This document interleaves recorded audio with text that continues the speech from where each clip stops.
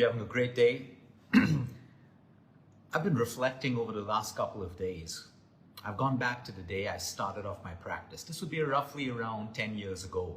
Okay, we didn't have too much of social media. In fact, we had no social media at that point. We didn't even have WhatsApp. We didn't have most chatting apps at that point. I remember having a BlackBerry, and we had something called BBM, where you could message one another. Other than that, there was just SMS and email. Why am I telling you this? Today, fat loss and health problems continues to be one of the most Googled words. How do you burn fat? How do you lose weight? All right, while it's a struggle, I went back 10 years ago, and I would like to believe I had a fair amount of success back then in helping people around the world. I had clients in New York, a massive market in Antwerp in Belgium, specifically the diamond community of India that lived over there, and different parts of the world. We had Indian expats in Australia and Thailand, Singapore, parts of London, and I kept in touch with them over email. We didn't even have access to so many phone calls and stuff like that because we didn't have FaceTime, we didn't have Zoom at that particular point. So I was reflecting on some of the commonalities in the people back then that achieved their goals without so much of interaction as we have today. And here's what I came up with. How would I be in touch with my patients around the world? Email. We had a very simple exercise that we did on a weekly basis. It was something as simple as a food log or a lifestyle diary. What was it?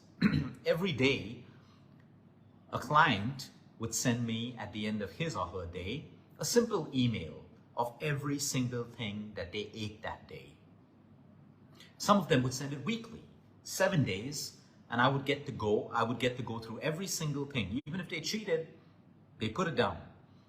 Now the point is, when we had our review calls every week, okay, if they were feeling better, their energy levels had gone up, their constipation or gut issues were better, they're losing weight, we would review those 7 days and find out what went well for them based on the logs that they filled. So on some days we found that, hey, they've eaten really well, their protein increased, or they were not eating too many snacks in between the day, they were well hydrated, they exercised. So we would take our commonalities of those 7 days that we now had to become consistent with. At the same time, if they were not losing weight, they were not achieving their health goals, in that 7-day food log, lifestyle log, what would we find?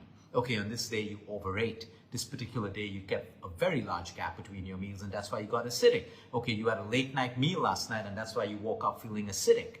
So you see, based on the documentation of their data, we were able to have very, very constructive reviews. And in most cases, they would review their own 7 days and say, hey, Luke, I went wrong over here and that's why I feel this way.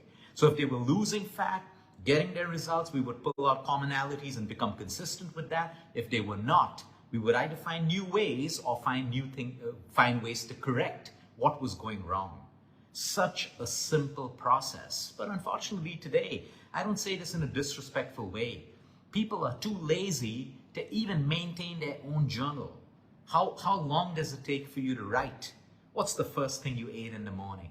How much? How did it make you feel? You don't even have to write how you would feel. Because if a client had written what he ate today, my next question would be, how did you feel? He would say, I feel energetic. I feel amazing. Okay, great. This is the food that's working for you. On another day, we would find out that, for example, if they're gluten intolerant or lactose intolerant and they ate it, they would feel miserable.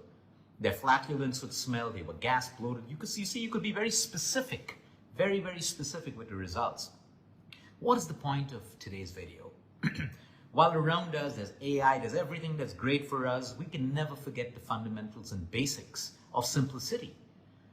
All of you out there right now, if you have a problem with your weight or whatever, okay, you don't need to be on a program, you probably don't need to do a consult or anything. Start off with 1 week of logging every meal, reviewing it at the end of the day. How did I feel? Great. Didn't feel good. What have I eaten wrong? Maybe I missed my workout. Maybe I overdid on my workout.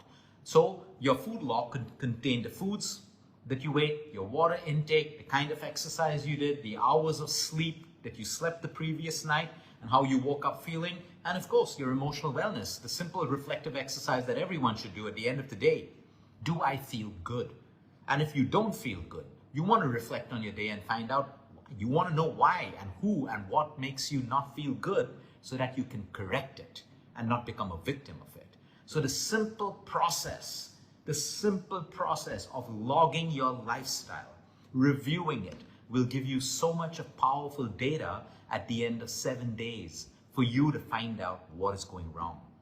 And now if you can't correct it, or you need motivation, or you need inspiration, or it's a complicated problem, of course you can reach out to experts. Other than that, most of you will find your solutions in this simple exercise. Now you can break down these verticals. Let's say you're of poor emotional health right now. The human mind likes to construct stories out of nothing. Fears, illusions that may not even be true. Our worry becomes problems that may not even become true because we're thinking all the time.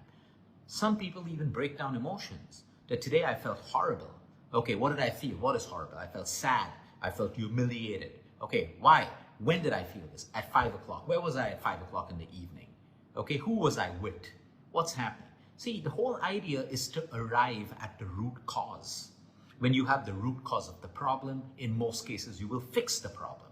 But if you don't know the root cause of the problem, your mind anyway has so many thoughts throughout the day, you're not even going to know where to start with your solution.